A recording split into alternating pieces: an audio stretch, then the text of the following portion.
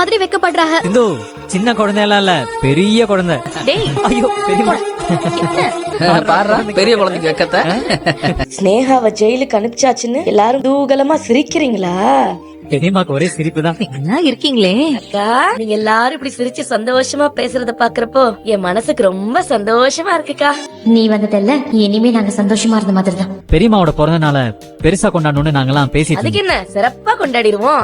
அக்கா, அப்புறம் ஒரு முக்கியமான விஷயம். என்ன மகா? அக்கா, காயத்ரி கல்யாணம் தட்டி தட்டி போனதுனால அவ கல்யாணம் நல்லபடியா நடக்கணும்னு திருத்தணி முருகனுக்கு நேர்த்தி கடன் வச்சிருந்தேன்க்கா. காயத்ரி கல்யாணம் இப்பதான் நல்லபடியா முடிஞ்சிருச்சு. அதனால அந்த நேர்த்தி கடனை இப்ப முடிச்சிடலான்னு பாக்குறேன்க்கா. என்ன நேர்த்தி கடன் மகா? திருத்தணி முருகனுக்கு வெள்ளியில வேல் செஞ்சு சாத்துறேன்னு வேண்டிக்கிட்டேன்க்கா. வர கிருத்திகை அன்னைக்கு காயத்ரி எசக்கியும் திருத்தணி முருகன் கோவிலுக்கு போய் அந்த வெள்ளி வேலை சாத்திட்டு வந்துட்டாங்கன்னா அதுக்கப்புறம் காயத்ரியோட வாழ்க்கை ரொம்ப நல்லா இருக்கும்க்கா. நீங்க என்னக்கா சொல்றீங்க? காயத்ரி ஏற்கனவே ஏகப்பட்ட மன குழப்பத்துல இருக்கா. இப்ப வந்து அவகிட்ட நேர்த்தி கடன் நிறைவேற்ற சொன்னா அவ எப்படி நிறைவேற்றுவா? நான் உங்ககிட்ட ஏதாவது இப்ப கேட்டேனா? எதுக்கு சம்பந்தமே இல்லாம இப்ப பதில் சொல்லிட்டு இருக்க? நான் எங்க அக்கா கிட்ட பேசிக்கிட்டு இருக்கேன். என் மூடிக்கிட்டு நில்லு.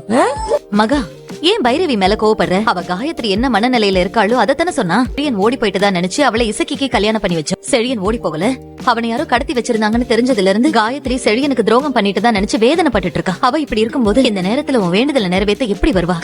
என்னக்கா